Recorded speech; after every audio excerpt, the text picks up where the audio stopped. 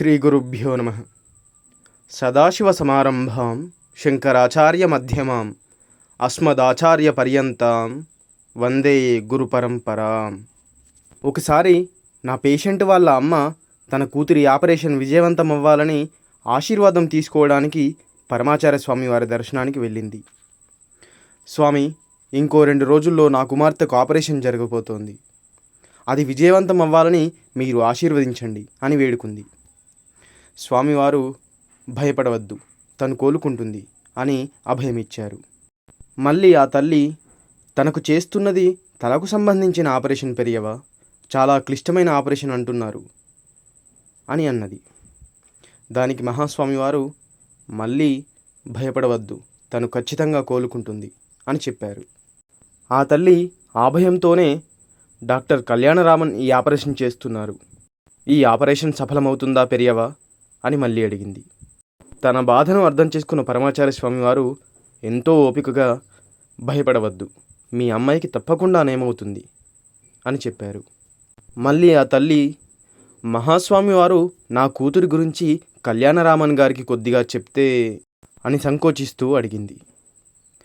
మహాస్వామివారు, దిగులు పడకండి, ఆపరేషన్ చేసే ముందు కళ్యాణరామన్ నన్ను ప్రార్థిస్తాడు, మీ అమ్మాయిపై నా ఆశీస్సులు ఉంటాయి అని అభయమిచ్చారు.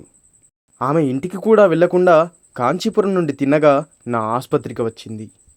ఆమె నాతో, మీరు చేసే ప్రతి ఆపరేషన్ ముందు పరమాచార్య స్వామి వారిని ప్రార్థిస్తారు అని మహాస్వామి వారు చెప్పారు, నిజమేనా అని అడిగింది. అవునమ్మా, అది నిజమే.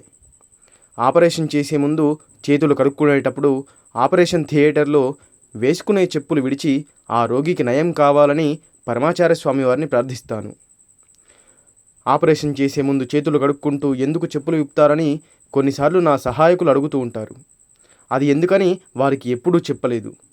చెప్పులకు సబ్బునీరు అంటకుండా ఉండడానికి అలా చేస్తానని వాళ్ళు అనుకున్నారు. నా భార్యకు, తల్లిదండ్రులకు, పిల్లలకు ఎవరికీ ఈ విషయం తెలియదు. బహుశా నేను వారికి చేస్తున్న ప్రార్థనలు వారికి అందుతున్నాయని మహాస్వామి వారు నాకు చెప్పదలుచుకొని మిమ్మల్ని మధ్యవర్తిగా చేసుకున్నారేమో అని కళ్యాణరామన్ గారు చెప్పారు. ఇక్కడ తమ్నేల్లో నీవు ఈ విధంగా అని మెన్షన్ చేయడానికి కారణం ఏంటంటే, కళ్యాణరామన్ గారు ప్రార్థించిన విషయం వేరొకరికి, అంటే రోగికి నయం అవ్వాలని, తన గురించి ప్రార్థించుకోవడం కాదు. ఇతరులకు నయం అవ్వాలని, ఇతరుల ఆరోగ్యం బాగుండాలని, ఇతరుల గురించి ప్రార్థించాడు కాబట్టి ఖచ్చితంగా మహాస్వామి వారు అనుగ్రహిస్తారు. అలా అని మన గురించి మనం ప్రార్థించుకుంటే అనుగ్రహించరని కాదు, దయచేసి అర్థం చేసుకోగలరు.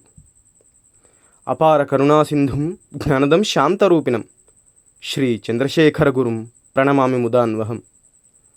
సర్వం శ్రీ గురుదివ్యచరణారవిందార్పణమస్తు. స్వస్తి.